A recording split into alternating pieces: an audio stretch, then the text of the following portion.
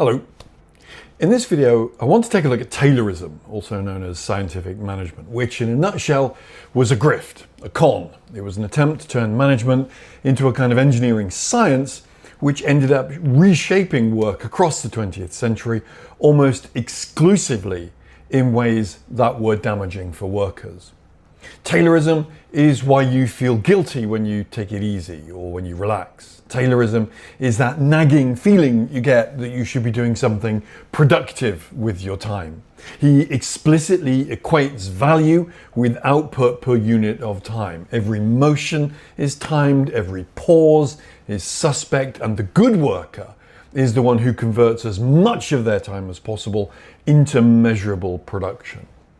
Over the 20th century, that logic gets baked into mass production, management education, and later into white-collar performance metrics and productivity tools. Even when people are no longer on assembly lines, the idea that time is only justified if it produces something quantifiable persists in how organizations talk about efficiency and adding value.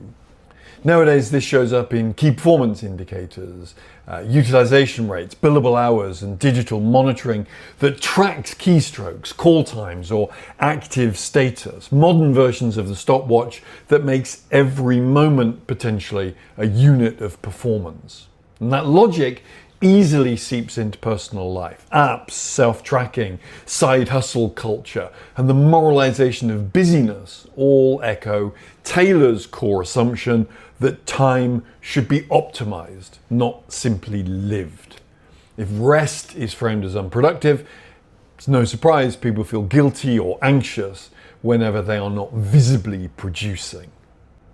Frederick Winslow Taylor developed scientific measurement in the late 19th century, arguing that every job has one best way to be done, which is discoverable by observation, measurement, and experiment. He proposed that managers should study and design the work process, break tasks into their smallest motions, select and train the right workers for each task, and then offer financial incentives tied to output to combat what he called soldiering, by which he meant deliberately working slowly. At its core, Taylorism sharply separates conception from execution. Managers and engineers think, workers merely do. Time and motion studies, standardized tools and methods, and strict supervision are all used to make workers follow an optimal routine like components in a machine. A little historical context: Taylor's ideas emerged in US metalworking and factory settings around the turn of the 20th century. In the context of rapid industrialization, labor conflict, and fierce competition to cut costs and raise productivity.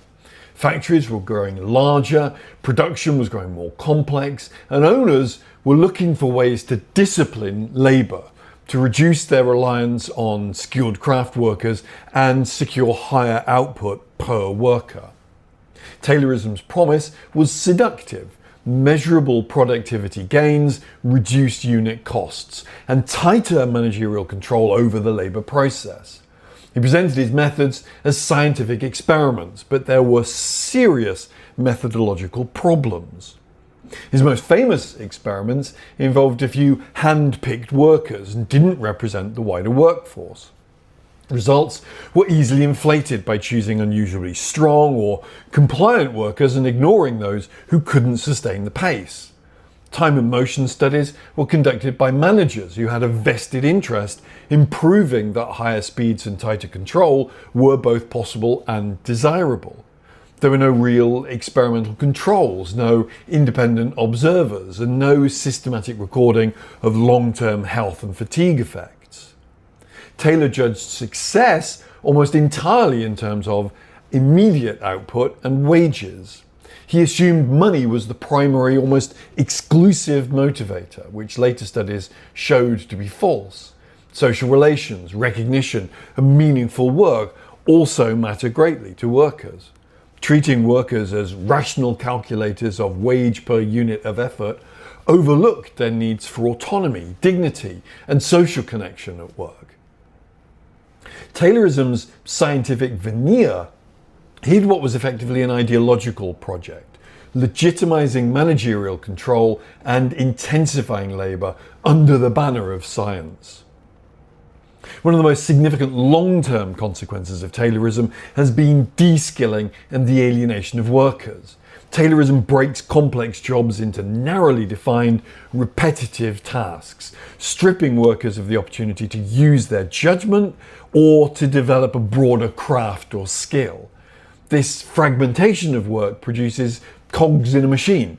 Employees repeat the same motions, follow prescribed methods, and have little sense of the overall process or product. This leads to monotony and boredom as tasks become routine and intellectually thin, offering limited opportunities for skill development and poor long-term career prospects, because workers specialize in a sliver of a process rather than a trade. From a sociological perspective, this is classic alienation. Workers are separated from the product of their labour, from control over their activity, and from any opportunities to exercise their own potential for creativity. Taylorism has also contributed to work intensification, doing more in less time, often at the expense of health and safety. By timing every motion and setting output targets, scientific management encourages managers to continually raise quotas and reduce unproductive time. Workers experience this as relentless pressure to work faster with less rest and less leeway for individual variation or fatigue. Critics throughout the 20th century pointed to increased physical and mental strain from high-speed, repetitive work and higher rates of accident when speed is prioritised over safety and when workers have little control over the pace. Because workers rarely participate in setting the standards, they have limited ability to resist unsafe or unreasonable intensification except through collective action, which Taylorism's individualistic incentive systems tend to undercut. Taylorism entrenches this sharp hierarchy between managers who think and workers who do, concentrating knowledge and decision-making at the top. Standardized procedures and close supervision reduce the scope for worker initiative and participation in shaping their own work. Over the last century, all this has meant that workers have become easily replaceable, which undermines their bargaining power and discourages independent judgment. The emphasis on control, output targets, and individual incentives has often provoked resistance, strikes, slowdowns, and union organising, as workers push back against dehumanising conditions. These tensions show that Taylorism isn't a neutral technology of efficiency, it's a political reorganisation of power in the workplace, in favour of management. Even where the term Taylorism is no longer used, its logic persists. Lean manufacturing and performance management metrics often retain the focus on standardization, measurement, and continuous efficiency improvement that Taylor championed, even as they had rhetoric about empowerment or teamwork.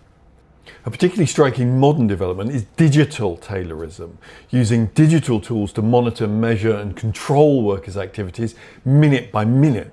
Employee surveillance, from keystroke tracking and cameras to wearable devices and algorithmic productivity dashboards, extend Taylor's stopwatch logic into a continuous data-driven scrutiny of performance. This has renewed many of the old problems, an erosion of trust and dignity when employees feel constantly watched and judged by metrics, and hazards like stress, anxiety, and isolation, especially when targets are high and monitoring is inescapable. As a management philosophy, Taylorism has two faces. It undeniably contributed to productivity gains and helped shape modern industrial and operations management. But its underlying assumptions, work as a set of optimizable motions, humans as primarily money motivated, management as sole owner of knowledge, all these have produced a long record of de-skilling, alienation, health risks, and lopsided power relations in the workplace. A more humane and genuinely scientific approach to management would take seriously what a century of research has shown. Workers are sources of knowledge, of creativity, and of problem solving. Social and psychological needs matter. Efficiency that undermines dignity and well-being is self-defeating in the long term. Taylor was born cushioned by Quaker respectability and Philadelphia money, a child of comfort who decided to play at being a worker by apprenticing in machine shops rather than taking the Harvard route that was laid out for him. On the shop floor of Midvale Steel, he moved rapidly upward, but he never shed the outlook of his class. He didn't see a brutal system extracting maximum value from exhausted bodies. He saw an untidy workshop in need of discipline, a moral and technical mess begging to be straightened out by a man with a slide rule and a sense of mission.